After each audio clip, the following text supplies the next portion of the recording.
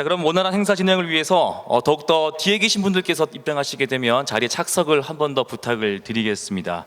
그럼 이제 이번 세션 좌장님을 소개를 해드릴 텐데요. 네, 박태현 강원대학교 교수님께서 함께 하시겠습니다. 잠시 소개를 해드리자면 환경시민단체에서 환경 전문 변호사로 활동을 하고 계시며 현재 포럼 지구와 사람 산하 지구법센터에서 인간 중심주의를 넘어 지구 중심적 관점에서 법 체계를 바라보는 지구법과 자연의 권리를 연구하고 계신 교수님이 되시겠습니다. 그럼 무대 위로 모셔서 좌장님께 마이크를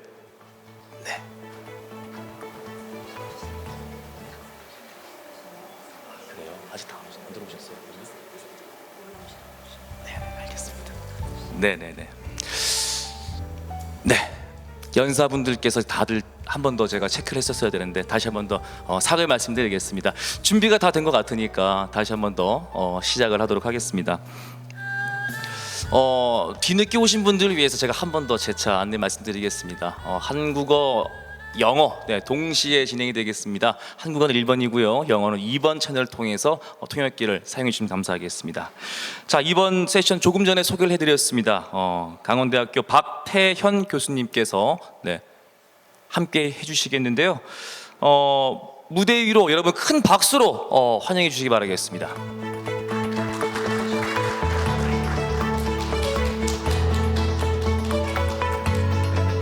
자, 이어서 함께 발표 토론에 함께 해주실 분들을 제가 한 분 한 분 소개해 드릴 텐데요. 큰 박수로 맞이해 주시기 바라겠습니다. 첫 번째 발표자는 진희종 제주대학교 강사님께서 함께 하시겠습니다. 자, 기후위기 극복을 위해 중요한 생태자원에 대해서 법적 권리를 갖도록 하는 생태법인 개념을 정립하고 대중적 확산에 노력을 함께하고 계신 분이 되겠습니다. 자, 다음 발표자를 소개해 드리겠습니다. 장수진 해양동물생태보전연구소 대표님께서 함께 하시겠습니다. 자, 해양동물생태보전연구소 창립자로 해양 포유류와 바다거북을 연구하며 해양동물 보존을 위해서 너무나 큰 힘을 주시고 계신 분이신데요. 자, 다음 세 번째 발표자 소개해 드리겠습니다. 린지 포터 박사님께서 함께 하시겠습니다. 자, 20년 동안 홍콩과 대만, 중국, 호주, 몰디브 등 다양한 국가에서 해양 포유류 관련 프로젝트의 리더이자 협력 연구를 진행해 오신 박사님이 되시겠습니다. 자, 다음 토론자분들 소개를 해드리겠습니다. 첫 번째 토론자는 남종영 한겨레 신문 기자님을 무대 위로 모시겠습니다. 자, 이어서 함께 하실 토론자 소개해드리겠습니다. 강민철 제주특별자치도 특별자치제도 추진단장님 큰 박수로 무대 위로 모시겠습니다.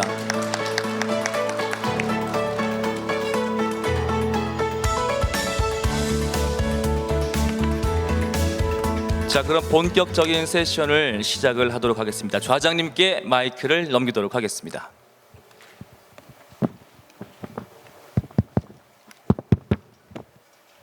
네, 아까 방금 소개받은 강원대학교 박태현이라고 합니다. 다시 한번 인사드리겠습니다. 반갑습니다.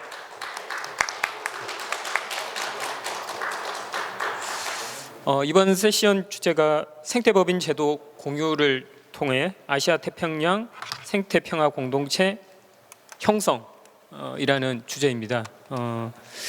생태법인 제도를 통해서 이 생태평화 공동체를 형성하겠다라는 건데, 생태법인이라고 하는 개념이 아마 좀 많이 낯설 겁니다. 바로 제 옆에 계신 이제 우리 진희종 발표자께서 이렇게 만든 개념인데, 그 생태법인의 구체적인 내용은 아마 곧 이제 진희종 발표자님으로부터 들을 것 같고요. 다만 이제 이 생태법인이 여러분들 이제 그 사단법인 개념은 알고 계실 거고요. 그 다음에 또 재단법인 개념도 알고 계실 거고요. 그렇죠? 그리고 또 하나의 유형으로 이제 생태법인을 이야기를 합니다. 그래서 그 법인이라고 하는 것은 이제 인간 말고 그 밖에 인간 이외의 어떤 실체의 그 권리 능력을 인정하는 그러한 우리 고유한 법 제도인데, 말하자면 이제 사단법인이라고 하는 것은 사람의 집합에 어떤 집합체에 이제 권리 능력을 주는 거고, 재단법인이라고 하는 것은 돈의 재산의 집합에 이제 권리 능력을 주는 겁니다. 그리고 이제 마지막 이 오늘 발표하게 될 이제 생태법인이라고 하는 것은 말하자면 이제 특정한 종, 남방 큰돌고래 같은 특정한 종이나 아니면 특정한 생태계, 그러니까 강, 숲, 그 다음에 석호, 뭐 나아가서 곶자왈, DMZ, 그렇죠? 이런 특정한 생태계에 이렇게 그 권리 능력을 부여하는, 그러니까 이른바 이제 자연물이라고 하는 자연물에 이 권리 능력을 부여하자라고 하는 개념이 바로 생태법인이라고 하는 겁니다. 그래서 이제 자연물도 이제 생태법인으로 지정이 되면 말하자면 이제 인간과 마찬가지로 이제 권리 주체가 된다. 그런 이제 개념입니다. 예, 그럼 이미 이제 이 발표자와 토론자는 다 소개가 됐기 때문에 지금 바로 첫 번째 발표로 들어가겠습니다. 아까 소개는 했지만 진희종 제주대학교 강사님께서 이 생태법인 개념을 처음으로 이제 이 제기를 하시고 그리고 지금은 또 이 대중적 확산에 노력하고 있습니다. 자, 그러면 진희종 우리 강사님으로부터 15분 정도 발표를 듣도록 하겠습니다. 부탁드리겠습니다.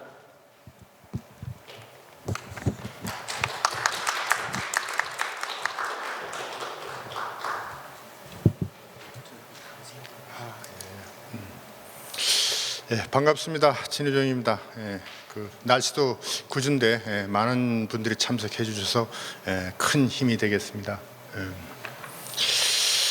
저는 논문을 한 2년 전에 썼습니다만은 실질적으로 이렇게 대중적으로 이렇게 공론화된 거는 이제 작년이고요. 짧은 기간에 이렇게 어떻든 많은 이제 토론이나 어떤 관심을 갖게 되는 데는 여러 사람들이 도움을 주셨습니다. 그동안 이 생태법인 제도의 도입을 어떻게 성원해 주시고 협력해 주시는 분들께 우선 깊은 감사를 드립니다.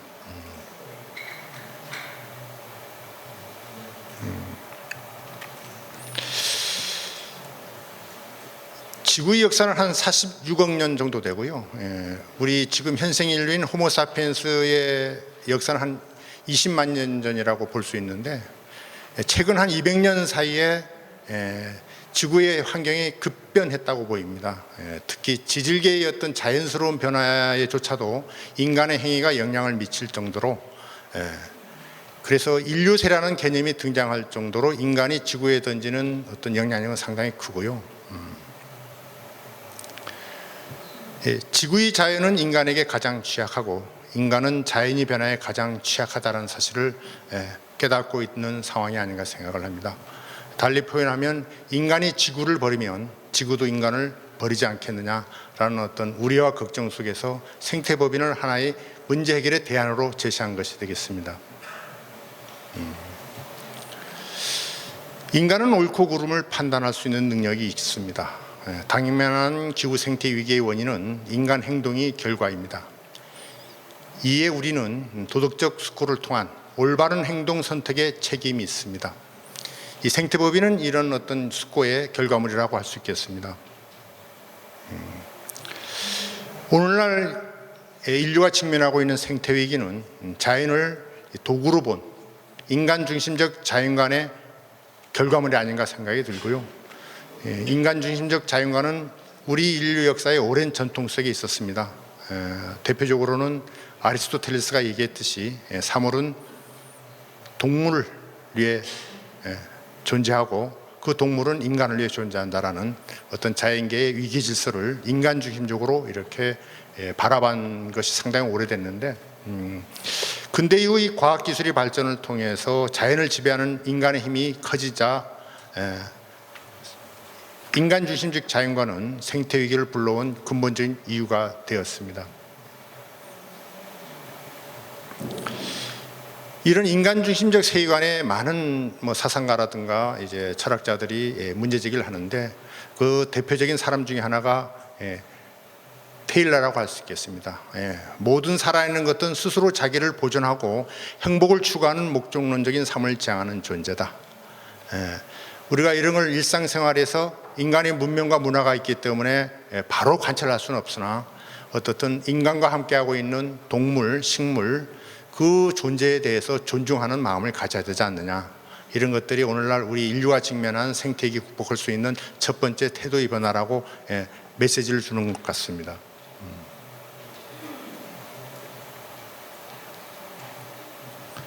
생태법인은 우리 아까 사회자 박태인 교수님도 얘기했지만 자연의 존재에게도 법적 권리 능력을 부여해서 그들이 자기를 스스로 보호할 수 있는 제도적 장치를 인간 사회 문명에 끌어들여보자. 그러면 효과적으로 생태보호라든가 기후위기에 대응할 수 있는 제도적 장치가 되지 않겠느냐는 개념으로 창안된 거고요. 미래 세대는 물론 인간의 존재들 가운데 생태적 가치가 중요한 대상에 대하여 법적 권리를 갖게 하는 제도를 말합니다. 생태법인 제도는 국민 전체, 인류 전체의 이익, 나아가 미래 세대의 자연의 공공성을 보호하기 위한 제도로서 생태법인 제도의 도입은 자연을 바라보는 인간의 인식과 태도를 근본적으로 전환하는 계기가 됩니다. 이로써 생태법인 제도의 도입은 인간과 자연의 관계가 지배와 복종에서 공정과 협력의 관계로 전환하여 인류 문명 대전환의 신호탄의 역할을 했으면 하는 바람에서 제안되었습니다. 이거는 KBS 보도인데요.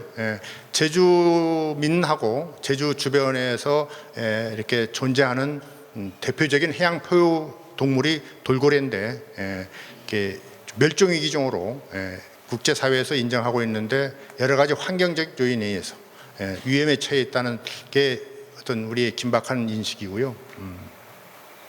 그래서 생태법인 제도를 통해서 제주 남방 큰 돌고래 보호할 수 있는 방법이 있겠느냐를 최초의 공로는 지금 도지사로 계시는 오영훈 도지사님께서 국회의원 있을 때 최초의 공론화가 된 겁니다. 그전에는 제가 그 철학 학술지의 논문 2편을 이렇게 발표하긴 했는데 그 당시는 어떻든 이론적 차원의 담론이었고 2002년 2월 9일 날 최초로 공론화가 시작됐고 그 후로 다양한 어떤 공론화가 전개되었습니다.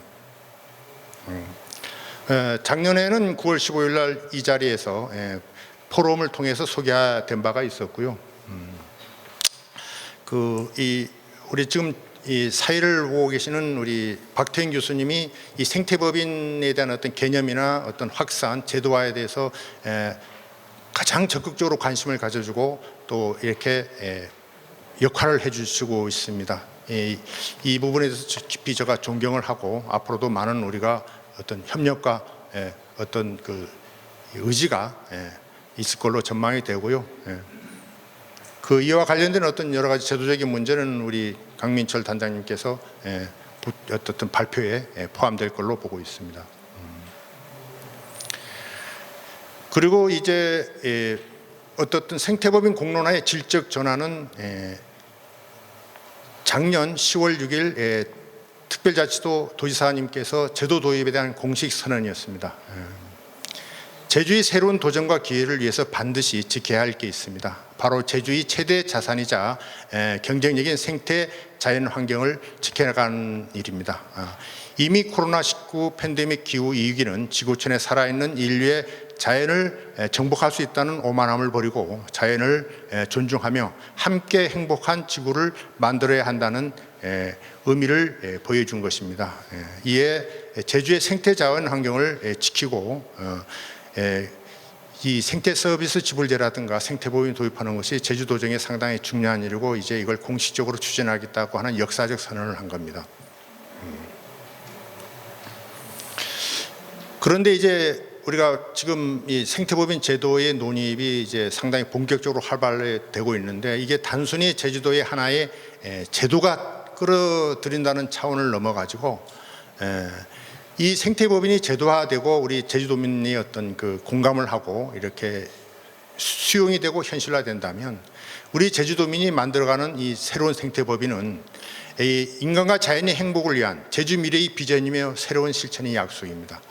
어떤 제주 비전에 대한 패러다임 자체를 전환하는 어떤 계기가 될 수 있고 우리는 이 생태법인 제도의 도입이 단순히 제주도의 어떤 그 공동체의 어떤 방향성에 대한 전환 차원을 뛰어넘어서 인류 사회가 기존의 인간주의적 사회에서 자연과 인간의 공존이라는 새로운 문명을 여는 선구자가 제주도민이 함께 하고 싶다는 의지를 반영하는 것이라고 볼 수 있습니다.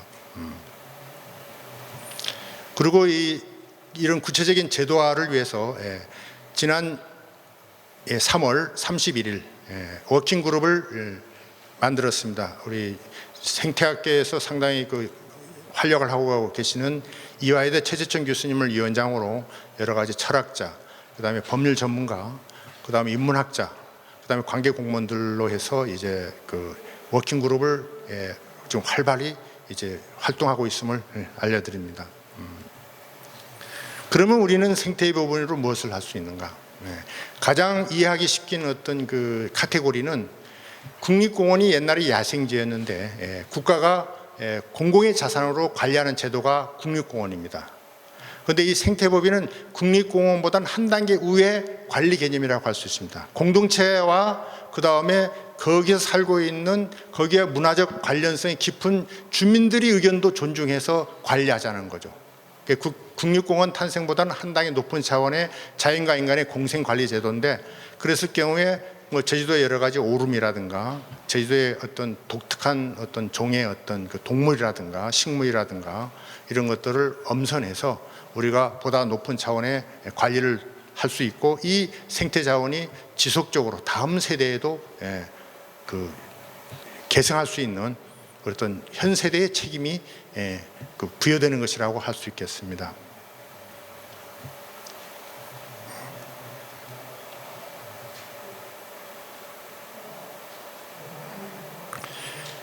바다는 뭐 바람이 불면 태풍이 불면 거친 곳이기도 하나 어떻든 우리 어민들이 생활을 하고 그 다음에 다양한 그 종들이 공생을 하고 그 다음에 고래들이 삶의 터전입니다.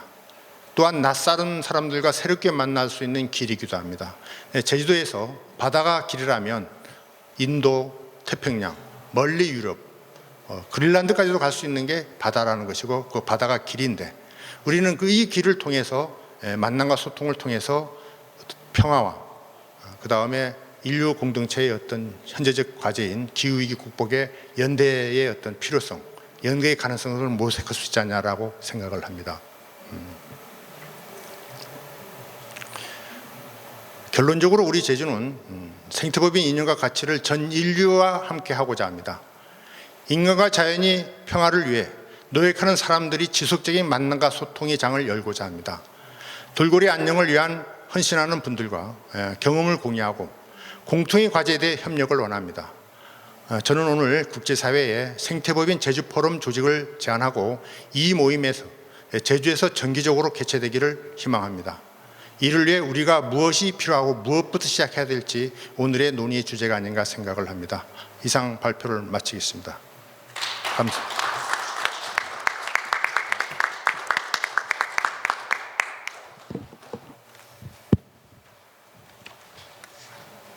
네, 시간 잘 지켜주셔서 고맙습니다.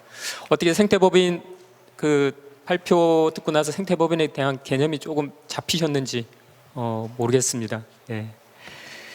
그 아마 여기 청중분들도 집에서 반려견이나 반려묘를 이렇게 같이 이제 키우는 분들이 좀 많을 텐데요. 그런 우리 반려가족도 지금 법에서는 물건입니다. 물건으로 취급을 합니다. 최근에 이제 그 법무부가 이제 민법 개정 입법안을 냈죠. 동물은 물건이 아니다. 동물은 뭐다라고 구체적으로 이제 그 지위를 부여하는 것이 아니라 동물은 적어도 물건이 아니다라고 하는 조금 이제 뭐라고 할까요? 조금 좀 타협의 어떤 그런 이제 입법 개정안을 냈는데, 지금 생태법인은 더 나아가서 아예 그렇게 모호하게 물건이 아니다라고 할 것이 아니라 주체다, 하나의 권리 능력을 갖는 주체다라고 이제 선언을 하자는 것이 바로 이제 이 생태법인의 개념입니다. 아마 이 생태법인의 개념에 대해서는 이제 좀 뭐 어떻게 그게 가능할까라고 생각을 할 수도 있겠지만, 아까도 말씀드렸지만 우리는 지금 재산에게도 권리 능력을 부여를 하고 있습니다. 재산에게도 권리 능력을 부여하는데 이렇게 살아있는 어떤 생명체, 특히 이제 이 고등의 어떤 지각 능력을 가진 이 존재에게 권리 능력을 부여하지 못한다. 글쎄 반드시 그렇지는 않겠죠. 아마 이제 이런 이제 인식 전환을 통해서 그런 것들을 이제 자연스럽게 받아들일 수 있는 그런 이제 시대가 왔다고 생각을 합니다. 예, 아까 바다는 고래들의 삶의 터전이다라고 하는 부분 잘 말씀해 주셨는데요. 물론 고래들의 삶의 터전이기도 하지만 또 인간들의 또 삶의 터전이기도 하니까 이 평화로운 공존을 위해서 이제 이 생태법인 제도에 대해서 우리가 적극적으로 이야기를 이제 해야 될 때가 아닌가 싶습니다. 예, 말이 조금 길었는데요. 자, 그러면 이어서 두 번째 발표자로 우리 장수진 박사님께서 또 이 발표 좀 부탁드리겠습니다. 장수진 박사님은 여기 제주에서 돌고래를 쭉 오랫동안 쭉 계속 조사하고 연구하고 계시는 아주 열렬한 헌신적인 학자이십니다. 발표 부탁드리겠습니다.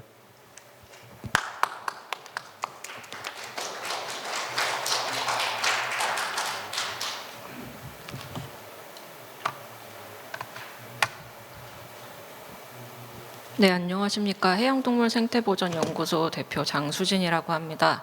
앞에서 생태법인이 어떤 것인가에 대해서 개념 설명을 굉장히 잘 해주셔서 이 생태법인이 적용될 가능성이 현재로 가장 높은 얘기가 되고 있는 남방 큰돌고래를 대상으로 생태법인이라는 어떤 것이 적용이 된다면 우리는 이거를 어떻게 보전을 하고 관리를 하고 어떤 것들이 필요한가에 대해서 조금 말씀을 드리려고 합니다. 생태법인은 말씀하신 것처럼 인간이 아닌 뭐 동물이나 식물이나 생태계의 어떤 법적인 자연물의 법적인 권리를 주자고 얘기를 하는 제도가 되겠는데요. 이 생태법인 제도가 제대로 실제로 적용이 되기 위해서는 몇 가지 조건들이 필요합니다. 먼저 법적으로 기능할 수 있는 뭐 조례나 어떤 법안이나 이런 것들이 필요한 부분이 있을 거고요.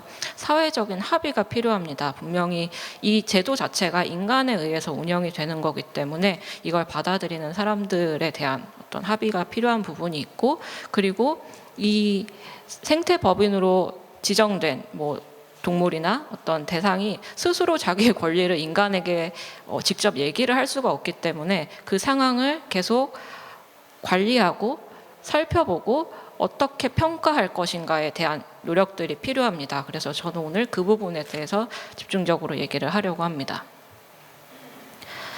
제주도에 살고 있는 남방 큰돌고래입니다. 국내에서는 제주도 주변에만 살고 있는 돌고래고요. 전체 개체군의 크기가 한 120마리 정도의 개체들로 구성된 그렇게 크지 않은 개체군입니다.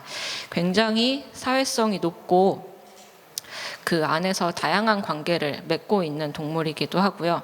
크고 작은 무리를 구성을 하면서 제주 전역을 서식지로 활용을 하고 있습니다. 특히 지도에서 보실 수 있는 것처럼 제주도 남서쪽과 북동쪽을 굉장히 활발하게 활용을 하고 있고, 그럼에도 불구하고 제주 전체가 서식지라고 말씀을 드리는 것은 다른 지역에서 활동하지 않는 것이 아니라 다른 지역에서도 북동쪽과 남서쪽만큼은 아니지만 이동하는 통로로 활용이 되고 짧은 시간 동안 먹이터나 다양한 활동을 하는 장소로 활용이 되기 때문입니다. 이 동물은 굉장히 다양한 먹이를 먹습니다.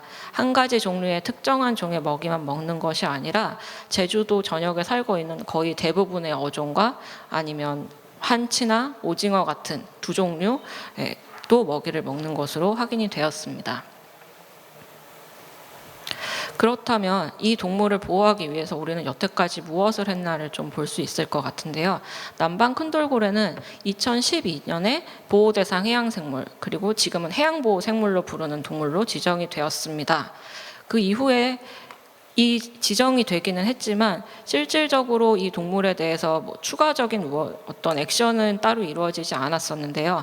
최근에 남방 큰돌고래를 활용한 그 선박 관광이 굉장히 활발하게 진행이 되고 점점 더 확장되면서 이 선박 관광을 더 안전하게 돌고래들에게 위협을 주지 않는 방안으로 진행을 할 수 있게끔 법이 조금씩 정비가 되고 있습니다. 그래서 가장 기본적으로는 너무 가까이 다가가지 않는다던가 그 주변에서 방향을 바꾸지 않는다던가 이런 부분들이 있는데요. 여기에 멈추지 않고 이 생태법인이란 제도가 도입이 된다면 이 동물을 훨씬 더 안정적으로 그리고 오래도록 우리가 더 잘 보존을 할 수 있게 될 것입니다.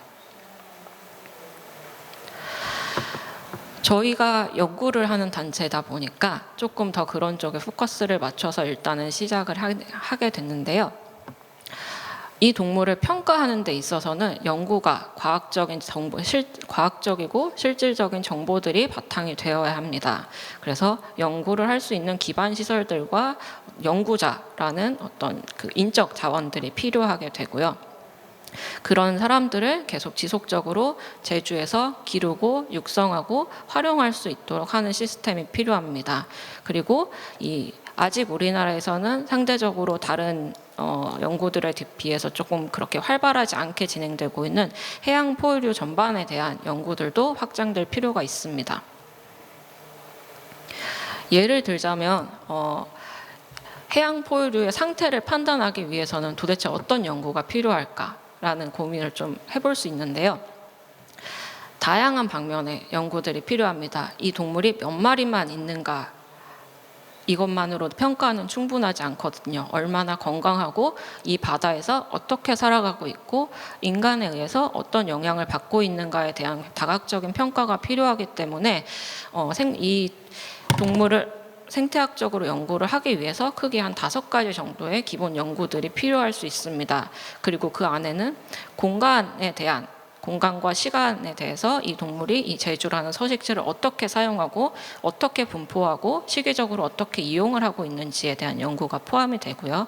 이 개체군이 120마리라고 현재는 120마리라고 얘기가 되고 있는 이 개체군이 늘어나는지 줄어드는지 얼마나 건강하게 어떤 연령 구조로 어떤 성별들이 이 돌고래라는 개체군을 구성을 하고 있는지에 대한 연구들도 필요합니다. 그리고 그 안에서 각각의 개체들이 얼마나 건강한지에 대한 평가가 필요하게 되는데요. 잘 먹고 있는지 아니면 이 바다에서 뭔가 먹는 것을 잘 못 먹어서 살이 빠진다거나 사망률이 늘어난다거나 하는 문제들은 없는지 새끼는 여전히 잘 태어나고 있는지 이런 부분에 대한 것도 필요하고요. 아까 말씀드린 것처럼 사회적인 동물이기 때문에 이 사회적인 구성이 어떻게 유지가 되는지도 필요합니다. 남방 큰돌고래는 목적에 따라서 굉장히 다양한 무리를 구성을 합니다. 예를 들어서 먹이를 먹기 위해서 단체로 사냥을 하기 위한 무리를 구성을 하기도 하고 어린 새끼를 데리고 있는 어미들이 따로 모여서 어미와 새끼로 이루어진 양육 그룹을 구성을 하기도 합니다. 그리고 조금 나이가 든 새끼들은 비슷한 연령대의 새끼들끼리 모여서 계속 놀면서 생존에 필요한 스킬들을 익혀가는 무리를 구성을 하기도 하고 이런 것들이 친분이나 혈연이나 나이에 따라서도 계속 바뀌게 되는데요. 그런 사회 방식이 어떻게 구성이 되어 있고 다양한 어떤 예를 들자면 인간이 접근을 한다던가 선박이 접근을 한다던가 해양 환경이 오염이 된다던가 하는 상황에서 어떻게 달라지는지에 대한 부분이 연구가 돼야 될 필요가 있습니다. 그리고 마지막으로 어떤 영양학적인 부분에 대한 연구들도 필요한데요. 어떤 먹이를 먹고 그 먹이 조성이 변화하는지에 대한 부분이 필요합니다. 사실 이건 제가 남방 큰돌고래에 대해서 포커스를 맞춰서 말씀을 드리기는 했지만 제주 바다 전체의 생태계가 어떻게 구성이 되고 유지가 되고 있는지를 파악하기 위한 연구이기도 합니다. 남방 큰돌고래라는 동물은 제주 바다의 최상위 포식자이고 그 제주 바다에 살고 있는 굉장히 다양한 다른 생물들과 연결이 되어 있기 때문에 이 동물을 연구를 하는 과정에서 사실 제주 바다를 구성하고 있는 다른 생물들 그리고 그 생태계의 건강성까지도 어느 정도 같이 연구를 진행을 할 수 있습니다. 또한 연구자들만이 하는 게 아니고요. 연구를 제주에 살고 계시는 분들이 직접 이런 연구 과정에 참여를 하실 수 있도록 확장을 할 필요도 있습니다. 연구는 연구자가 하는 거라고 보통은 여태까지는 생각을 많이 했지만 최근에는 시민과학이라는 개념을 가지고 더 많은 사람들이 과학과 주변의 자연환경에 대해서 관심을 가질 수 있도록 진행을 하는 프로젝트들이 굉장히 많이 진행이 되고 있고 제주의 남방 큰돌고래라는 이 동물이 이런 일반인들이 참여할 수 있는 굉장히 좋은 대상이 될 수 있을 거라고 생각을 합니다. 연구가 진행이 돼야 되는 부분이 있고 일반 시민들이 참여를 할 수 있는 부분이 있다면 우리는 이 활동을 우리만 가지고 가는 게 아니라 더 많은 사람들과 정보를 교환하고 나누고 더 확장을 할 필요가 있습니다. 특히 이 해양동물, 해양 포유류의 보전에 있어서는 국제적인 협력도 굉장히 중요한데요. 사실 해양 포유류 학회가 매 2년마다 한 번씩 전 세계에서 열리고 있습니다. 아직까지 뭐 아시아권에서는 한 번도 열린 적이 없지만 한 번 열릴 때마다 2,000명 이상의 사람들이 참석을 하고 있는데요. 이런 학회를 유치를 하거나 아니면 이런 연구를 하는 다른 연구자들과 아니면 보전 활동을 하는 사람들도 이런 학회에 참여를 해서 자신들의 활동을 알리고 있기 때문에 이런 학회나 이런 것들을 가지고 우리가 조금 더 우리의 활동을 넓히고 다른 사람들과 전 세계적으로 나눌 수 있는 기회들이 필요합니다. 보전 활동도 마찬가지고요. 그래서 보전 활동의 경우에는 지금 여기 보시는 것처럼 어떤 활동이 어떤 사람들에게 더 효과적으로 작용할 수 있는지 그리고 어느 지역에서 더 성공적으로 작용한 프로그램들이 있는지에 대한 이미 잘 보존되고 있는 지역에 대해서 우리가 더 좋은 예시들을 갖고 와서 활용을 할 수 있을 겁니다.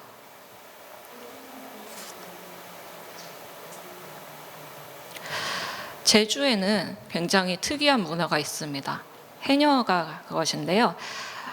저희가 돌고래를 관찰을 하면서 보면 돌고래는 굉장히 명확하게 해녀와 다른 물에 들어간 사람들을 구별을 하는 것처럼 보입니다. 이게 저희가 아직 연구 결과를 가지고 있는 건 아니지만 관찰을 하다 보면 다이버들은 돌고래들이 피해가는 경우들이 많아요. 멀리서부터 다이버가 보이면 물속으로 깊이 들어가서 다이버를 지나간 뒤에 나온다던가 아니면 멀리 돌아서 가는 경우들이 많은데 해녀들이 멀리서 작업을 하고 있으면 돌고래가 해녀를 향해서 갑니다. 그리고 굳이 그 해녀분들이 작업하고 계시는 그 가까운 구간을 그냥 지나갑니다. 이분들이 바다에 있는 굉장히 자연스러운 어떤 존재라는 것을 돌고래도 인정을 하고 있는 것처럼 생각해 볼 수 있는 부분인데요. 오랫동안 바다에서 살아온 돌고래와 오랫동안 제주 바다를 활용해온 인간이 굉장히 자연스럽게 공존을 하는 모습이기도 합니다. 실제로 제주에는 굉장히 오래전부터 돌고래에 대한 기록들이 있습니다. 조선왕조실록에도 돌고래가 등장을 하고요. 돌고래와 관련된 몇 가지 제주도의 일종의 전해지는 얘기들이 곰색이 올 때 굳은 것 하나 조친다라는, 돌고래가 오고 나면 뒤에 뭐 상어가 따라온다라는 식의 표현도 있고요. 그런 비슷한 결로 외곰색이 노는 데는 가지 말라라는 표현도 있습니다. 이게 돌고래 한 마리가 지나가면 뒤에 상어가 따라올 수 있으니 조심하라는 말이라고 하시더라고요. 그리고 해녀분들이 돌고래를 만나면, 혹은 배를 타고 가시던 분들이 어선들이 돌고래를 만나면 배알로라고 얘기를 하면서 돌고래들이 자연스럽게 지나갈 수 있게끔 해주는 문화도 있었다고 합니다. 또 돌고래 곰색이 들락함저라는 말은 돌고래가 보이면 그 뒤에 날씨가 안 좋아진다라는 표현이거든요. 그래서 이런 표현들이 굉장히 오래도록 이 동물이 제주도 주변에서 살아왔고 우리가 그들을 봐왔다는 증거가 될 수 있을 것 같습니다. 그래서 생태법인이란 제도의 도입을 통해서 우리가 이 동물을 보전하자라고 얘기를 하고 있지만, 결국 그거는 이 동물 한 종을 그냥 얘네를 잘 보자, 얘네만 단순하게 이 동물만 보존하는 방법을 찾기는 사실 불가능합니다. 어떤 한 종을 보호하는 거는 그 동물이 살고 있는 서식지라는 환경을 다 보호해야 하는 거고, 거기에는 분명히 인간이 어떤 활동을 해야 하는지에 대한 고민이 굉장히 많이 필요하게 되는데요. 저희는 그게 생태법인이라는 제도의 도입으로 조금 더 잘 시작이 되고 진행이 될 수 있을 거라고 생각을 합니다. 그런 점에서 앞으로 이런 논의가 조금 더 활발하게 더 많은 분들에게 이루어졌으면 좋겠습니다. 감사합니다.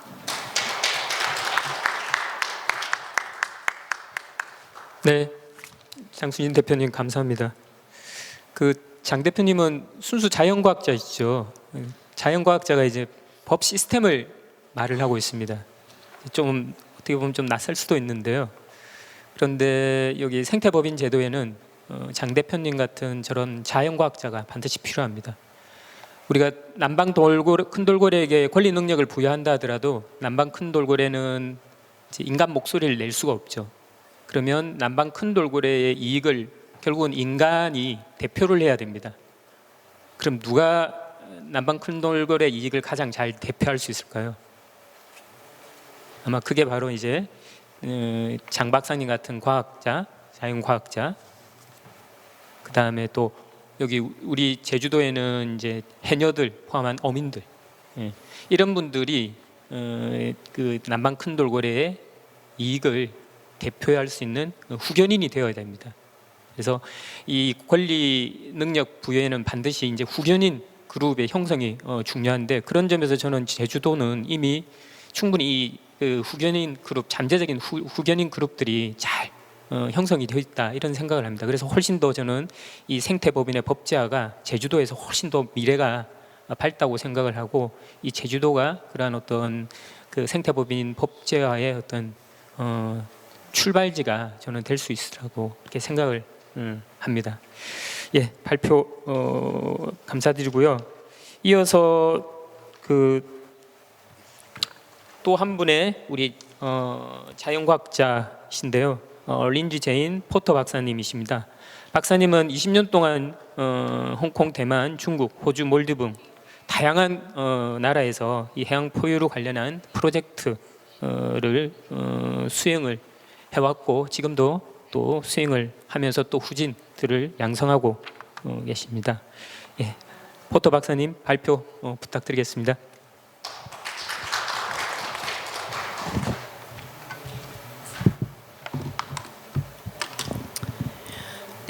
Good afternoon, everyone. First of all, I would like to apologise to the translators who today will have to cope with my quite strong Scottish accent.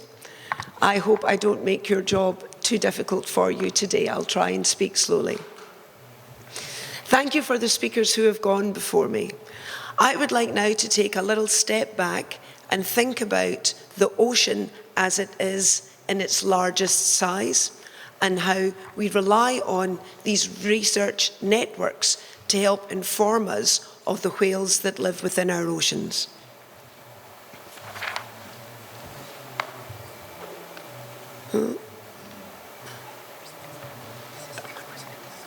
That one, thank you.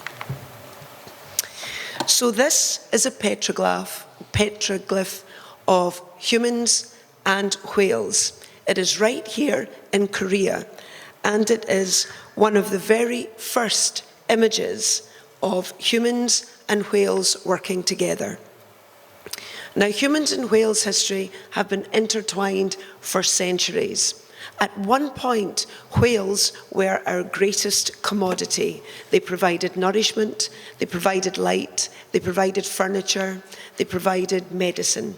So many things in human society relied on the great whales. Today, fossil fuels and plastics have replaced much of the products that whales provided to us. But humans and whales still remain intrinsically entwined, not just because of their intrinsic value as fellow mammals. Whales also have a commercial importance to humans through the whale watching industry. And also, much more importantly, is their role in maintaining the stability of our oceans. So let us have a little look at what it is to be a whale. Now, whales is the catch-all term for all species of whales, dolphins and porpoise. And there is a huge array of these species that live in our oceans. Look at this little guy. This is an Indus River dolphin, restricted to a tiny part in the southern part of the Indus, only in Pakistan. Only 2,000 individuals remain today. It's only one of two species, and of Asian river dolphins, and at one point inhabited all of the Indus and Ganges rivers. But due to human interaction, to dams and to barges and habitat modifications, they are now restricted to this tiny portion of habitat. This dolphin relies entirely on sound. As you can see, there is a pinhole for its eye, but there is no eye there. It relies on sound to navigate, to forage, and to find the prey that it requires to live. So I hear you say, where are its ears? Well, its ears are inside, and they are remarkably complex and have some of the largest, most complicated cochlear systems known to any mammal. So from the restricted waterways of rivers, we go to this, the blue whale, here diving deep in the northern Indian Ocean. Blue whales are specialists too. They don't talk to dolphins that are just a few tens of meters away, like in river systems. They talk to whales that are hundreds of kilometers away. And as such, they have the loudest voices on our planet. At source, blue whale sounds are 188 decibels. That's louder than a jet engine. And these can be heard hundreds of kilometers away, thus facilitating communication from ocean to ocean.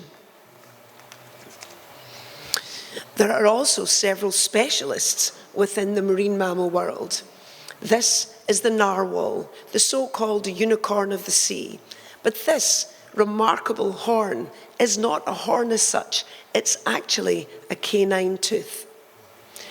It's nearly always the males that have these extended teeth, and it's nearly always the left tooth.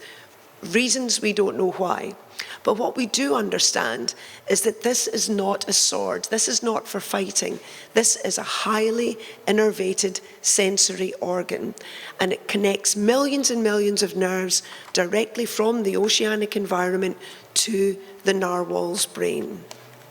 Now we understand when we see the narwhal tusks rubbing each other, it's not because they're fighting, but we think it's because of communicating the sensory information from one whale to another.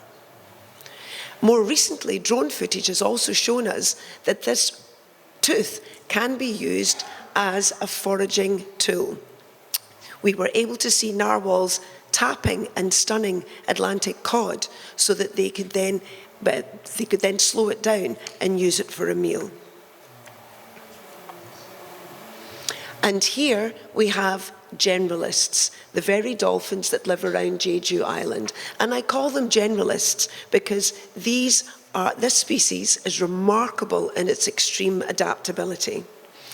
This species occupies every oceanic and estuarine habitat on our planet except the North and the South Poles. As Sujin explained to us, they are incredibly sociable. They form these lifelong associations within a very complex society. They have a highly evolved communication system, and they are extremely intelligent. This is the most studied of all small cetacean, of all small whale species in the world, and is indeed the focus of the legal personhood discussion that we're having today. So for someone like me, who has spent all of my life following and trying to understand whales, dolphins, and porpoise, to come to a forum like this, where we're trying to establish a different kind of security, a different kind of legal status for such a fascinating group of species, to me is remarkably interesting. So how do we protect these species?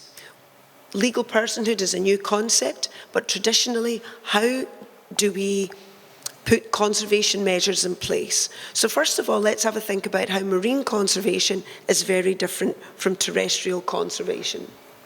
First of all, the global oceanic area is vast. Seawater is much less transparent than air. We can't see what's happening there. Dimensionally, oceanic habitats are more complex. And pelagic ecosystems undergo rapid spatial shifts. The sea is not the same all the time. So let's have a look at this. This is my most favorite map in the world. Can you see where we are? This is us here in Korea. No other image shows how connected our oceans are. There is only one ocean.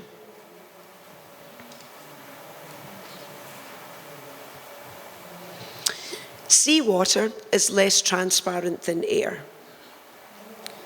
So we cannot directly observe the species and the habitats that we wish to conserve. And the technology that might allow us to dive to depths and to glimpse the vast oceans is incredibly limited and incredibly expensive. It is absolutely no problem at all for some species to inhabit the dark depths. This is a group of sperm whales sleeping at depth in the Atlantic Ocean. Next, the oceanic realm is dimensionally more complex. So beneath the flat ocean surface, there are many climes and zones that we are only just beginning to understand.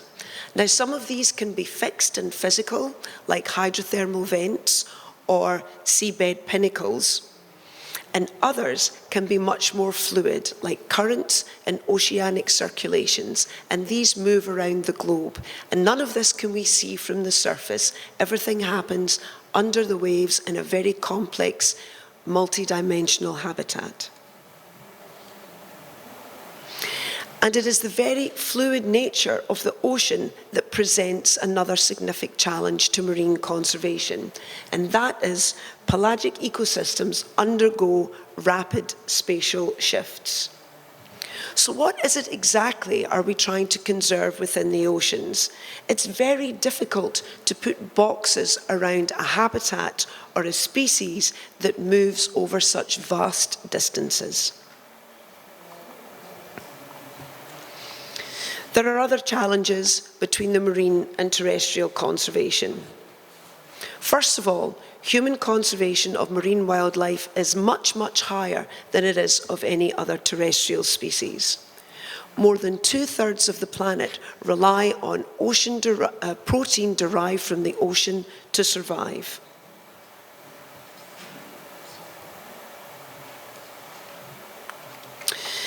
Also, the harvest of marine wildlife is non-selective. And what I mean by this is the technology that we use to capture fish from our oceans is non-discriminate. For every one fish that we catch that we wish to consume, we throw away 10. If you imagine this happening in any terrestrial environment, if you went into a forest or into a field and killed all of the animals there, but only selected one and then left a pile of your discards, it's something that can happen easily in the ocean because we cannot see what happens, but it is devastating to entire ecosystems. The high seas have no direct ownership, although this year we have made some progress in the High Seas Treaty. Generally, there is a lack of ownership. No one is responsible for the common resources of our ocean, and therefore it's difficult to focus conservation when no one has ultimate responsibility for the area. This also means that there is less cultural and legal protection because we do not feel so connected to the species and ecosystems within an ocean and within depths that we cannot see. And finally, the simple fact is that we spend far more money on terrestrial conservation than we do on any marine conservation. That means that our understanding is greater of terrestrial habitats. The studies are much easier to conduct, and those boundaries of responsibility are much more clearly defined. So, as difficult as it may be to preserve marine habitats, there are myriad organisations that try and allow us to do that, from large international conventions like CITES and IWC to locally based groups like the Marine Mammal Stranding Network of Asia and the Southeast Asian Marine Mammal Forum. I want to show you just a few examples of how this has brought positive conservation change by using networks to conserve marine mammal species. Now, the International Whaling Commission was the very first ocean conservation-based legislation.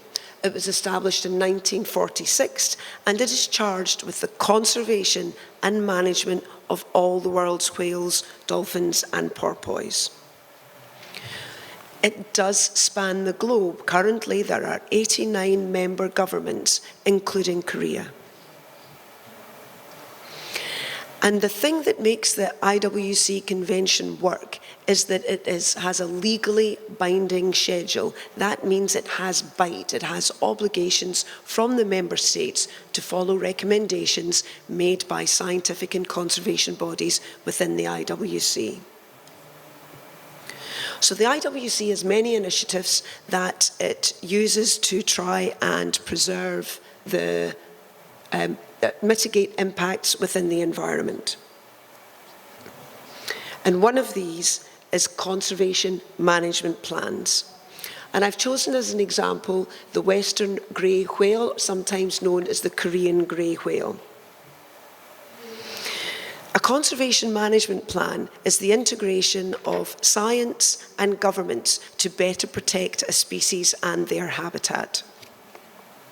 For the grey whale, this has meant signatories from throughout the species range, from Korea, from Mexico, from the US and Japan, and let me not forget, and Russia. Although there are numbers less than 200 grey whales left, we are seeing now a small resurgence in the population, and that is largely due to the networking and collaboration from governments and researchers throughout the grey whales range. Another mechanism is ASCOBANS, and this falls under the Convention of Migratory Species. This particular agreement is to conserve the small cetaceans of the Baltic, Northeast, Atlantic and North Sea. Through this convention, much research has been funded and huge strides have been made to mitigate bycatch in this species, the harbour porpoise. So we're now seeing far less mortality because of the coordinated action and the network of researchers and governments that focus on this area. It doesn't take a convention to bring science together. The seminal paper published in 2021 brought together the most up-to-date status of marine mammal conservation from around the world. And it gave us a roadmap on how to move forward with marine mammal conservation.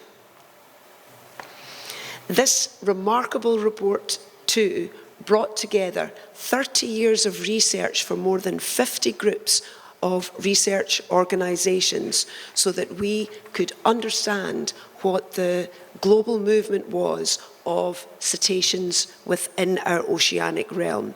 So all these tracks come from satellite tags that were put onto different whale species as they move from the tropics to from the tropics where they breed and rest to their Arctic and Antarctic feeding grounds. So why do we care so much about conserving marine mammals?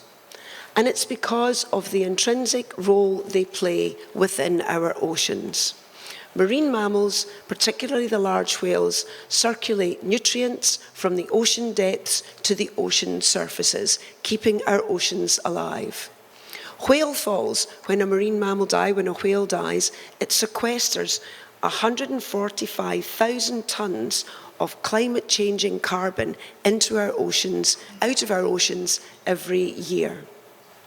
And it's not just the nutrient flow between the depths and the oceans of our surface, but the migration of these large whales from the cold poles to the relatively nutrient-poor tropics allows migration of nutrients across our oceans too. So again, let us return to this picture. We are surrounded by one ocean, only one ocean, but we, our people, are many, and our impact on the ocean is profound. We can neither understand nor reverse human activity unless we work together as one. We need to network. We need to develop alliances that bridge the ocean so that we can collaborate to pull together all the small pieces of information to reveal the big picture, the global picture, and to understand these oceanic processes. This one ocean is our lifeblood. It provides nourishment to the majority of the planet's people, and it's also our lungs. Every second breath that every human takes comes from oceanic processes. And the ocean is also our heart. Its steady rhythm stabilizes our planet through this continuous recycling of nutrients and by absorbing harmful carbon. And within the ocean, whales are integral to every single one of these processes. So to save our oceans, we have to maintain the integrity of our whales. And perhaps a novel and new and exciting way to do this is to provide them with the status of legal personhood. Thank you.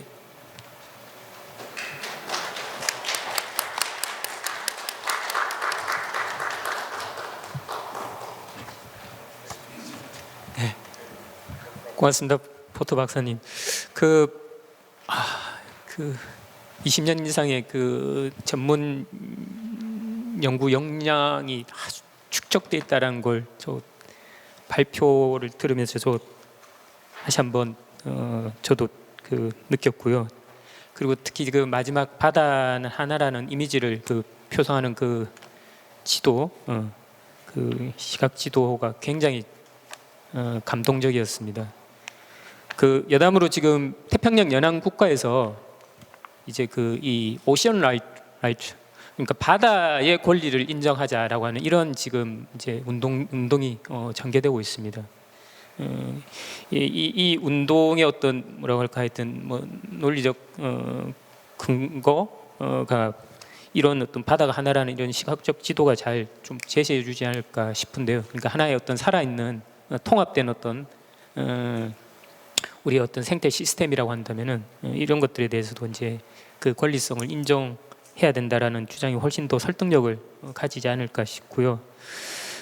이 고래가 또 이 그 바다 생태계 안정성 유지하는데 하여튼 굉장히 중요한 기능을 한다라는 점을 우리가 다시 한번 확인을 할 수 있었던 것 같습니다. 그래서 사실 이 돌고래 권리 능력을 인정하자는 것은 결국은 이제 이 바다 해양 생태계를 보호하자는 것이고, 그런 바다 해양 생태계 보호를 통해서 또 고래 이외의 또 다른 해양 생물도 같이 이렇게 보호가 될 수 있다라는 점에서 이 고래에게 권리 능력을 부여하자는 이런 그 전략은 굉장히 했던 그 여러 가지 이제 긍정적인 그 결과를 낳지 않을까라는 생각이 들고, 그런 점에서 하여튼 이 생태법인의 법제화가 정말로 필요하구나, 이런 걸 다시 한번 저도 개인적으로 느끼게 된 아주 좋은 시간이었던 것 같습니다. 감사합니다.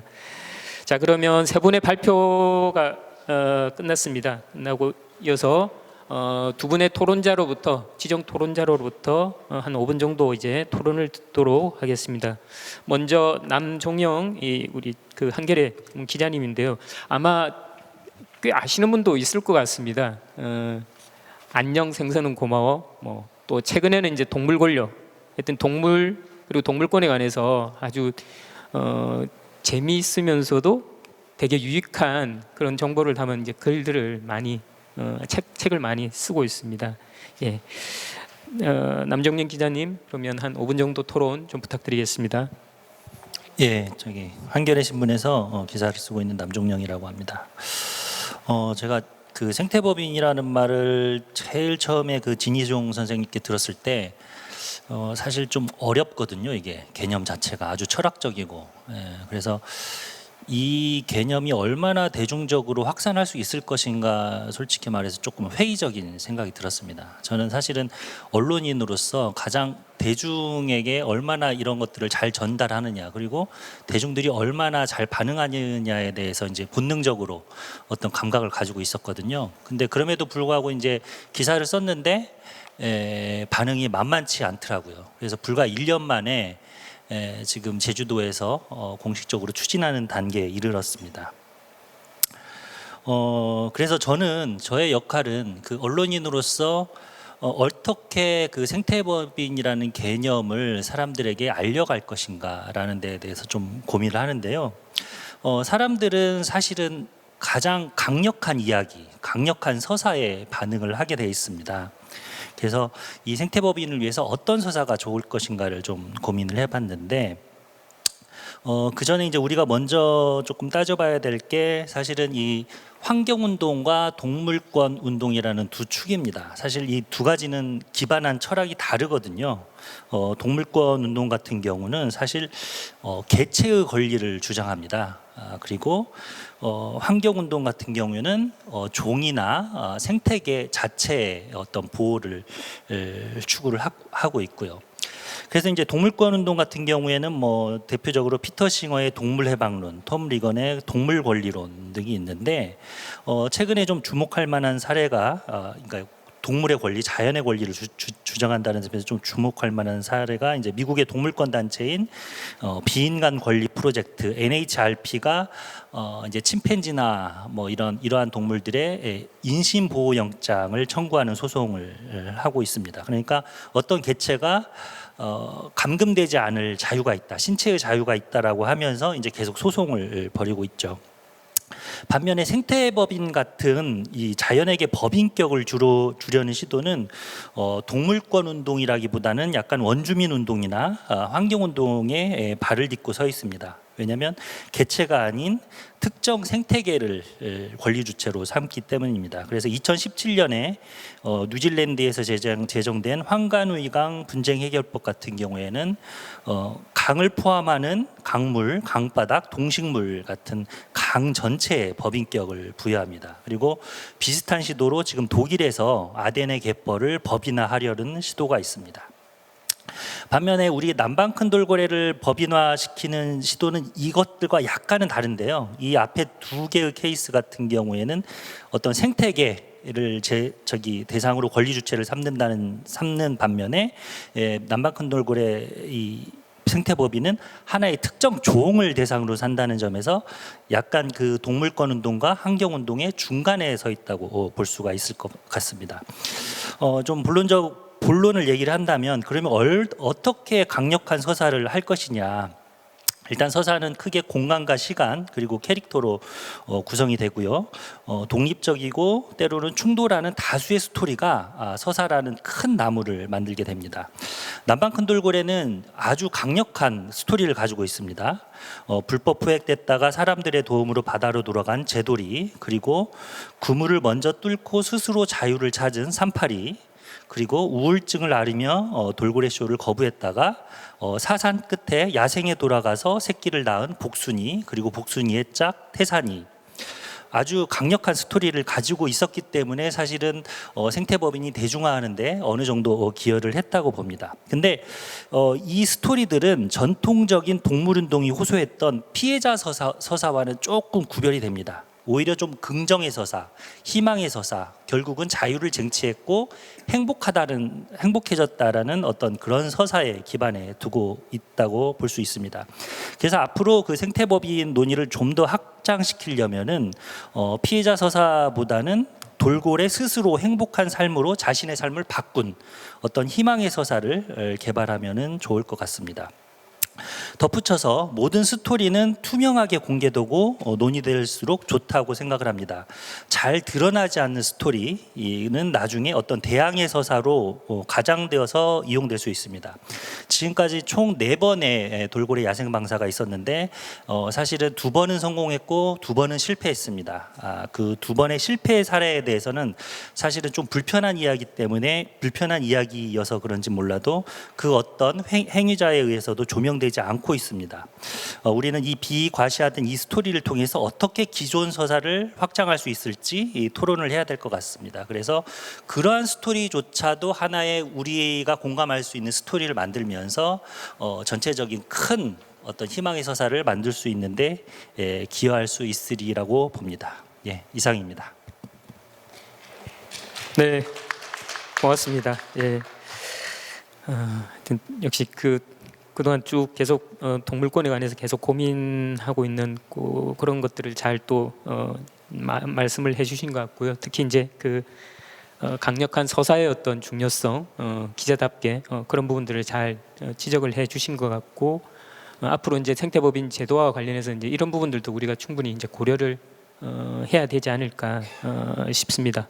하여튼 유익한 토론 감사하고요. 그러면 마지막 지정 토론자로 우리 강민철 특별자치제도 추진단장님이신데요. 지금 아까 말씀드렸지만 지금 생태법인 법제화를 위해서 지금 전문가들의 워킹그룹이 지금 구성돼서 지금 운영을 하고 있습니다. 그래서 그 워킹그룹에 실질적으로 이제 실무를 이제 총괄하고 계시는 단장님이시고요. 개인적으로는 굉장히 그런 부분에 대해서 감사하게 생각을 합니다. 예, 그럼 강민철 단장님 5분 토론 부탁드리겠습니다. 예, 특별자치제도 추진단장 강민철이라고 합니다. 오늘 이런 자리에서 여러 가지 그 제안을 해주신 우리 발제자 여러분 그리고 토론자 여러분께 감사드리고, 일단 무거운 마음과 함께 희망적인 그런 모습도 보인다는 생각이 듭니다. 오늘 발제와 토론을 통해서 생태법인 제도의 필요성이라든가 이런 부분이 충분히 나왔고, 그러면 어떻게 우리가 이걸 제도화해 나갈 것인가, 이런 부분이 중요할 것 같은데요. 일단 그 오영훈 지사님께서 국회의원 시절부터 생태법인의 중요성에 대한 입법 정책 토론회를 했고, 지난해 그 취임 100일을 맞이해서 생태법인 제도의 도입 방안을 또 말씀을 하셨습니다. 그래서 저희들이 지난 올해 3월부터 워킹그룹을 운영을 하고 있는데요. 그 이화여대 최재천 교수님을 위원장님으로 해서 워킹그룹을 운영하고 있고, 그 워킹그룹에서는 어떤 활동을 하느냐, 그러면 이제 생태법인 제도화라는 말이 나오는데, 그러면 제도화라는 거는 자치법규인 조례든 그리고 국회에서 입법을 하는 법률이든 이런 게 있어야 제도화라는 표현이 되지 않겠습니까? 그래서 저희들이 일단 이게 과연 법률과 관련돼서는 국민적 공감대를 얻어야 된다고 하면, 그런 부분이 좀 기일이 길다 하게 되면 우리 도내에서 제주에서 그러면 자치법규로 조례 제정을 통해서는 우리 돌고래에 법인격을 부여하는 부분이 가능하지 않겠느냐라고 해서 두 가지 방향으로 저희가 진행을 하고 있다는 말씀을 드리겠습니다. 일단 조례 제정과 관련해서는 저희들이 이 조례라는 게 우리 그 어떤 의미를 갖냐고 하면, 생태법인이라는 부분이 예를 들면 지금 학술적인 용어라고 한다면 조례 제정인 부분은 법률적 근거가 돼야 된다고 하지만, 저희는 이 조례는 남방 큰 돌고래가 제주 연안에 서식하고 있는 유일한 생물종으로서 제주도민이 먼저 이 돌고래를 보호할 필요성이 있다라고 해서 이 부분은 저희가 자치사무로 봐서 조례 제정이 가능하다라는 측면에서 지금 연구를 하고 있습니다. 그래서 조례 제정을 통해서 남방 큰 돌고래에 대해서 어떻게 권리를 부여할 수 있는지, 이런 방안을 지금 고민하고 있고, 그에 따라서 국내외 사례 조사를 통해서 실효성이 있는 조례 제정을 위해서 지금 연구를 하고 있다는 말씀을 드리겠고요. 또 하나는 법적인 장치가 있어야 앞으로 남방 큰 돌고래에 대한 어떤 이제 생태법인이 이제 근거가 되는 그런 법률 마련을 필요로 하기 때문에, 저희가 제주특별법이라고 있습니다. 그 제주특별법에 보면 환경의 보전이라는 그런 장이 있는데요. 거기에 저희들이 우리 지금 박태현 교수님께도 와 있습니다만은 남방 큰 돌고래를 특정 종 그리고 핵심 종, 핵심 생태계 이렇게 구분을 해서 자연의 보존 관리의 그 장에 포함시키면 되지 않겠느냐 하는 그런 부분도 검토를 하고 있습니다. 그래서 특별법을 통해서 우리가 이제 실효성을 확보할 수 있는 방안도 물론 중요합니다만은 남방 큰 돌고래의 그 보호의 필요성이라고 하면 먼저 저희 제주도민들도 나서야 된다는 의미에서 조례 제정도 이렇게 하고 있다는 말씀드리고, 최근에 이러한 두 트랙의 방향이 어렵지만은 않다 하는 의미가 뭐냐면, 지금 민법 개정안이 발의가 돼 있고, 그 민법 개정안에 동물의 법적 지위를 부여하는 부분이 발의가 되어 있습니다. 그리고 이 부분은 여야 정치권에서 우선 처리 심사 법안으로 또 정해져 있고요. 그리고 또 최근에는 그 해양수산부인 그 우리 남방 큰 돌고래를 직접 그 관장하는 부처죠. 거기서도 생태법인 제도화에 대한 연구 용역을 하고 있다는 그런 소식도 있습니다. 또한 올해 4월에는 그 유엔 총회에서 그 지구 어머니 날 행사 거기에서 제주의 이 생태법인 제도와 관련된 사례가 이제 발표된 부분도 있습니다. 그래서 어쩌면 국내외적으로 공감대가 형성돼 가고 있다는 그런 느낌이 들고요. 저희가 조례제정과 특별법 개정안 마련하는 그 차원에서는 저희가 이 부분이 저희가 어떤 페이퍼로만 그칠 게 아니고 이 부분을 이해관계인의 의견 수렴과 그런 공론화 절차를 거쳐서 저희가 차분히 준비하고 있다는 말씀을 드리겠습니다. 그리고 저희가 이 토론을 하면서 아까 앞에 발제하신 분들 이렇게 쭉 얘기를 하면서 제가 희망사항 2가지만 좀 말씀드리겠습니다. 그 아시아권에서는 그 세계 해양 포유류 학회 초기가 열린 적이 없다고 합니다. 그래서 2028년에 저희가 이 제주에서 한번 유치해 보면 어떨까, 이런 희망의 소리를 좀 전달해 드리고 싶고요. 또 하나는 그 국제적 그 생태법인 제주 포럼을 제주에서 정기적으로 좀 개최해 보자, 이런 부분을 좀 제안 드리고 싶습니다. 예, 이상 토론 마치겠습니다. 네, 고맙습니다. 새로운 그 이야기네요. 그 해양 포유류 학회 개최 의지, 그리고 국제적 생태법인 또 이 포럼 제안을 하셨는데, 이게 한번 이 방향을 이렇게 잡고 나니까 계속 우리가 그쪽으로, 처음에는 이런 쪽이 가능할까? 아까 남종영 기자님 말씀하셨지만 이게 가능할까라고 생각을 했는데, 일단은 시작을 하니까 시작을 하고 또 이런 부분에 대해서 공감대가 확산이 되니까 이렇게 또 더 이렇게 확장이 되는 듯한 이런 기분이 들어서 되게 좋은 것 같고요. 이런 해양 포유류 학회를 개최하기 위해서라도 이 생태법인 제도화는 반드시 좀 돼서 우리가 이런 것들을 이 세계 유수 연구 단체 기관에 이렇게 또 이렇게 이야기를 한다면은 얼마나 멋진 대한민국의 제주가 될까, 또 이런 생각을 하면서 그냥 괜히 좀 기분이 좋아지는 것 같습니다. 예, 그 지정 토론자 2분의 토론, 유익한 토론 그리고 제안 또 들었습니다. 그렇고요. 현재 지금 우리 예정 시간 한 10분 정도 남아 있는데요. 또 오늘 또 귀한 시간 또 쪼개서 여기 또 참석해 주신 청중들에게 또 이렇게 좀 뭔가 하여튼 코멘트, 질문 등등의 좀 기회를 부여하는 것이 또 맞다고 생각을 합니다. 뭐 시간 관계상 많은 분들에게 기회를 드릴 수는 없을 것 같고요. 한 뭐 2분 정도 이렇게 좀 코멘트, 질문 또는 뭐 또 건설적인 의견, 제안 뭐 이런 게 또 좋을 것 같습니다. 혹시 있으면 선두를 말씀해 주시기 바랍니다. 네, 선생님. 네, 마이크를 좀 준비를 해드리겠습니다. 저기 그 본인 소개도 같이 해주시면 좋을 것 같습니다. 예, 앉아서 얘기하겠습니다. 저는 지방분권 전국회의 공동대표이면서 개헌국민대 공동대표 강영봉입니다.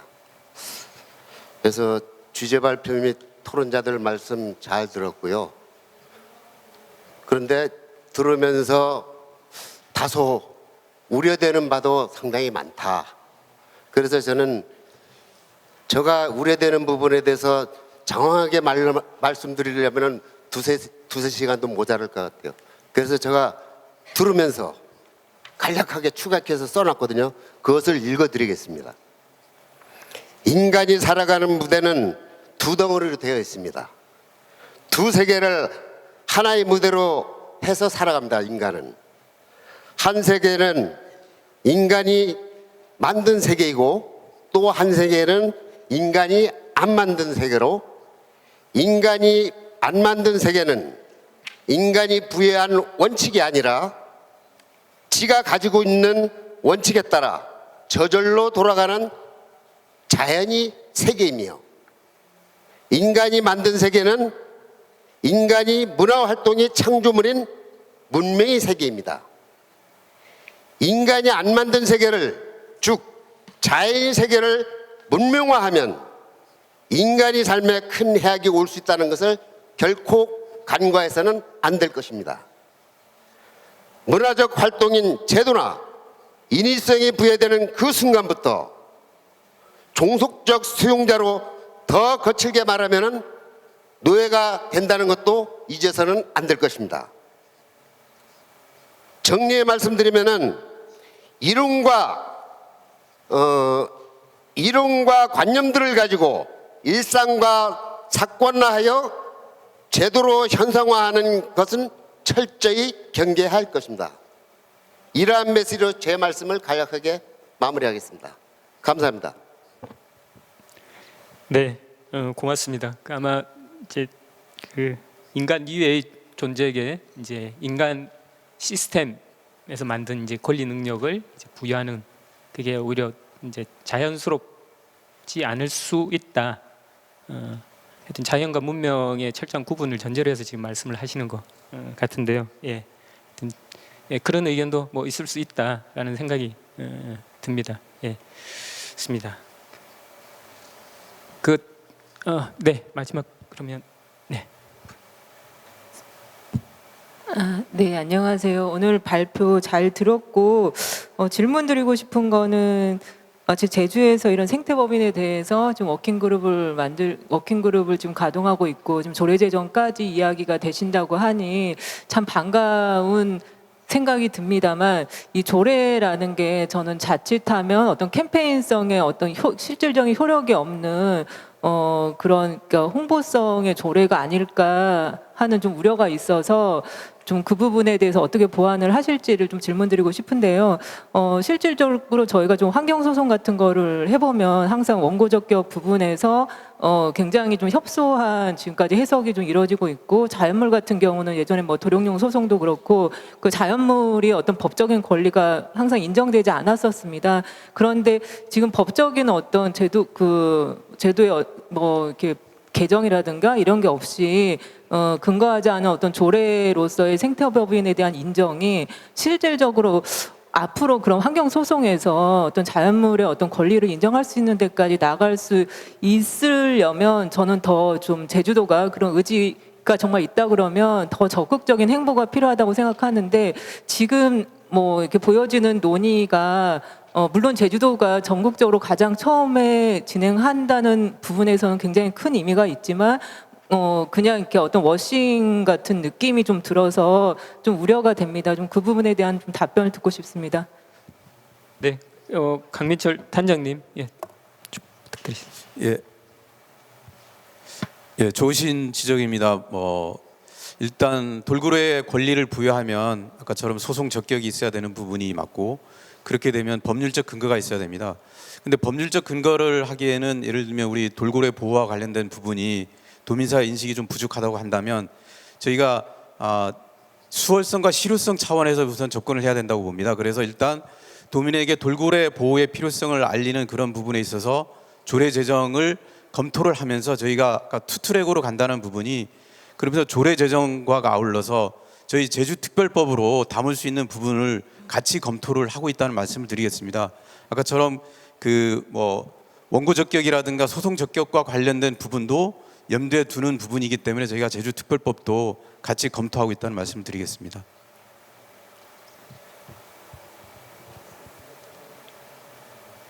네, 한 분 더 마지막으로 드리겠습니다. 그러면 여기 본인 소개 잠깐. 예. 저는 부순정이라고 하고요. 방금 말씀하신 그 대답에 이어서 아까 설명하실 때 뭐 투트랙으로 제주특별법 개정에 대해서도 고민하고 계신다고 했는데 뭐 특정종, 핵심종, 핵심 생태계 이런 단어들을 이렇게 던져주셨는데 그거에 대해서 조금 더 자세히 설명을 해주시고 앞에 질문과 연결해서 좀 자세한 설명 좀 부탁드리겠습니다. 예, 그래서 이게 생태법인이라고 이렇게 용어는 화두는 던져졌고, 그러면 생태법인 제도화를 어떻게 하느냐 하는 측면에 저희가 아까처럼 이 수월성과 그리고 이제 법적 구속력이 있는 그런 실효성 이런 부분에 대해서 검토를 하고 있어서 투트랙으로 하고 있다는 그런 말씀을 드리는 거고, 우리 특별법으로 하려고 하는 건 예를 들면 특정 종을 이제 특정 종 내지는 핵심 종을 남방 큰 돌고래로 우선적으로 해서 그 부분에 대해서 어떻게 권리를 부여하고 그 권리를 부여한 후에 후견인을 통한 어떤 그 후견인을 위한 생태법인을 어떻게 만들 것인가, 이런 부분을 지금 워킹그룹에서 논의를 하고 있다는 그런 말씀입니다. 그런 부분도 지금 저희가 그 워킹그룹에서 연구하고 있는 부분이고 용어 정의는 별도로 할 겁니다. 지금은 남방 큰 돌고래로 한정을 하고자 시작을 하고자 하는 그런 의미에서 말씀드리는 겁니다. 네, 제가 지금 그 연구를 하고 있어서 제가 잠깐 좀 부연 설명을 좀 드리면, 그 자연물에 이제 권리 능력을 부여하는 게 이제 생태법인 제도인데, 이 자연물 중에 이제 특정 종과 특정 생태계를 일단은 그 종과 생태계, 종 또는 생태계에 이제 권리 능력을 부여할 수 있다라는 이제 그 방향으로 지금 좀 설정을 하고 있습니다. 이렇게 한 이유는 지금 현재 이제 자연물의 권리 능력을 인정하는 입법이 몇 나라에서 있는데, 크게는 자연 전체의 권리 능력을 인정하는 입법례가 있고, 또 뉴질랜드나 파나마나 스페인처럼 특정한 종 또는 생태계, 그러니까 강과 지금 숲, 그 다음에 석호, 그리고 최근에 2023년에 바다거북, 예. 그래서 특정 종과 특정 생태계에 이제 권리 능력 인정하는 입법례가 있는데, 일단 저희는 그래서 이제 특정 종과 특정 생태계로 이렇게 좀 상정을 하고, 이 특정 종과 특정 생태계 중에 정말로 이 생태계의 어떤 중요한 핵심적인 역할, 기능을 하는 그러한 어떤 핵심 종 내지 핵심 생태계로 지정을 하면, 그 핵심 종과 핵심 생태계는 이제 권리 능력을 갖는다라고 하는 내용을 제주 특별법에 담고, 그 특별법의 위임을 특별법에서 이제 조례 구체적으로 위임을 해서 조례에서 좀 더 그 내용을 좀 구체화하는 그런 방향으로 지금 좀 입법을 연구를 하고 있다라는 점을 좀 말씀드리고 싶습니다. 예.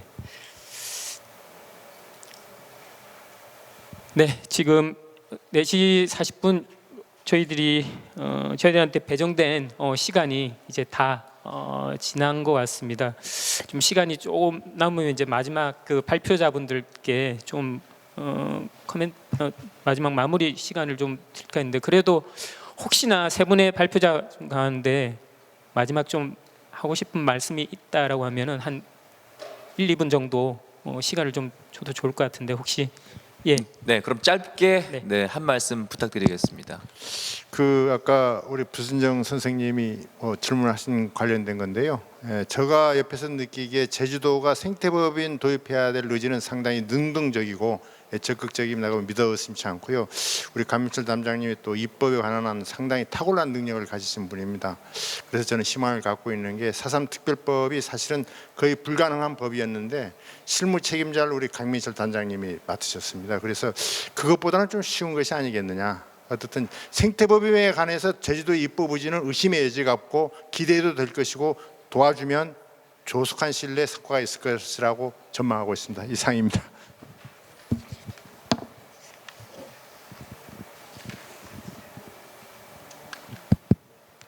네. 생태법인이라는 제도가 어떤 방식으로 어떻게 현실화되고 어떻게 진짜로 적용이 될지 현실 사회에는 거기까지 가는 데는 사실 지금보다 훨씬 더 많은 논의가 필요할 수 있을 것 같습니다. 그래서 이런 자리가 더 많이 생길 수 있으면 좋겠고요. 네, 이렇게 의미 있는 자리에 불러주셔서 감사합니다. 네, 고맙습니다. 다음 순서 마이크 넘기겠습니다. 린지 포터 박사님께 한 말씀 부탁드리겠습니다. Okay. Back to English. So we've spent some time today focusing mainly on the eco-legal person system. But ultimately, what are we trying to achieve? We're trying to conserve a small population of dolphins that are an integral part of the marine waters of Jeju Island. We would not have been able to understand the importance of this population without the great work of yourself and those of you at MARC. You've done great work, and you've brought this conservation issue into the forefront of many different forums. I absolutely hear your words. We are trying to put a human concept onto a natural order of protection. But ultimately, we are humans, and we are the ones who get to decide what we do with our oceans. So as uncomfortable as it might be to use another means, this human construed framework to protect something precious in our habitat, then yes, let's give it a try. And yes, I think we should show off about that, because we are doing something innovative, which at its core is to protect a critical part of our marine habitat. So my feelings about this forum, I think it's amazing. I think it's very innovative, and perhaps this is the way that we should be moving for marine conservation in the future. Thank you. 네, 말씀 감사합니다. 자, 다음 남종영 기자님께 마이크를 넘기겠습니다. 예. 토론자한테도 기회를 주셔서 감사합니다. 뭐 준비를 안 했는데 그 작년 그 제주도청에서 그 했던 토론회에서 그 발표자분 한 분께서 그런 말씀을 하셨어요. 우리가 로켓을 출발시키려고 하는데 모든 기술을 다 개발하고 완벽하게 해가지고 출발해서는 100년, 200년 뒤에도 출발을 하지 못한다. 지금 할 수 있는 것부터 한 걸음씩 나가면서 하다 보면은 또 다른 기회가 주어질 거고 또 다른 길이 보일 거라고 생각을 합니다. 예, 생태법인이 꼭 실현되리라고 저는 믿고 있습니다. 감사합니다. 네, 다음 강민철 전님께 마이크를 넘기겠습니다. 예, 아주 부담되는 자리지만 최선을 다하겠습니다. 네. 자, 짧은 말씀을 함께 해주셨습니다. 자, 이제 여기서 좀 이제 마무리를 좀 하도록 하겠습니다. 긴 시간 동안 함께 해주신 모든 우리 무대 위의 6분께 다시 한 번 더 수고의 박수를 한 번 더 부탁을 드리겠습니다. 네, 감사합니다. 수고 많으셨습니다.